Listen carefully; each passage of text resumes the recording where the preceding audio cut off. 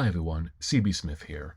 Recently, I came across this article in my social media circle written by Georgina Elliot called "Why Don't Straight Men Read Novels?" After getting suggested by the YouTube algorithm of videos about this, I thought I could chime in with my expert background as far as I know, a straight man and a graduate of a 2-year community college. Thank you. Georgina's article starts with a scenario about some men telling her that they don't want to read novels, instead read nonfiction, or listen to podcasts, feeling that they don't get anything out of reading fiction.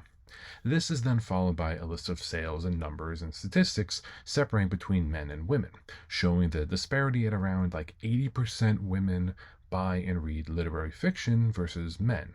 Men still majorly read sci-fi and fantasy that Elliot doesn't mention, but her sources do. I think the straight men part of the title is mostly there to catch eyeballs, and well, it looked like it worked. It's never mentioned in the article, so I don't know whose decision it was to make that title, whether it was her or the publication. The rest of the article is quotes from college professors and their theories on the state of masculinity, men trying to achieve in our current world.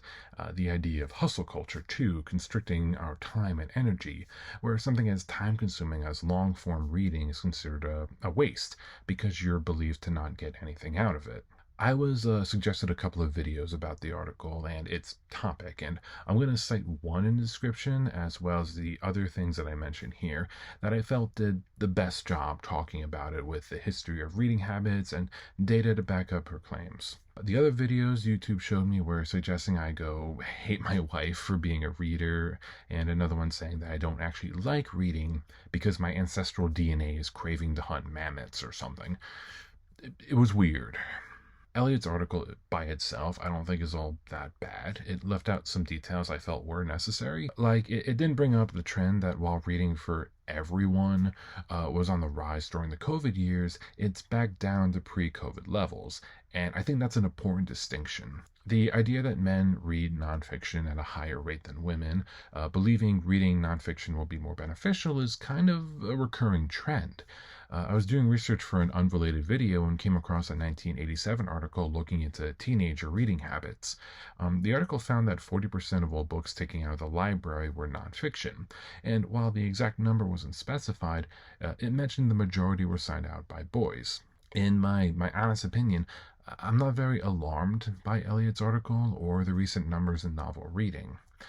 Reading the article and the reactions to it remind me very much of an article I read back in college by Robert Carr called "Is Google Making Us Stupid?", where he described in early 2000s how the ability to search for information with a quick type of a keyboard gets him all the information he could ever want and saving him time scouring the library indexes and glossaries for a book that may have the info he's looking for. The downside was that he had a hard time reading books and other long formatted written works. He described it as skimming across an ocean on a jet ski as opposed to scuba diving inside exploring the depths of a book. That's kind of where I'm at with this discussion of Elliot's article, where we are all reading every day. You read the title of this video, some of you will write a comment, and others will read that. But it's the ability to read long form like a novel or a nonfiction book that I think is what's happening. Because that is like a muscle. If you don't use it, you lose it kind of thing.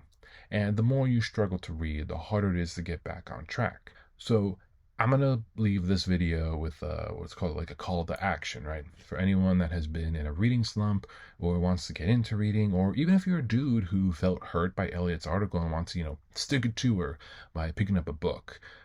Weird flex, but I'm glad you started reading. I worked at Barnes & Noble for almost 10 years, and the most common question I got was, I want to get into reading, but I don't know where to start. So my first question to them was always something along the lines of, well, what do you like to do outside of reading? What are your hobbies, the movies you like, the video games you play, and what is it about those things that you like? Because there is a book for everything. And if you're an auditory listener, it's never been easier to find audiobooks.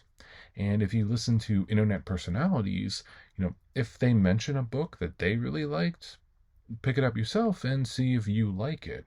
I picked up this Harry Harrison novel from a recommendation like that. That's all I have at the moment. As always, take care and happy reading.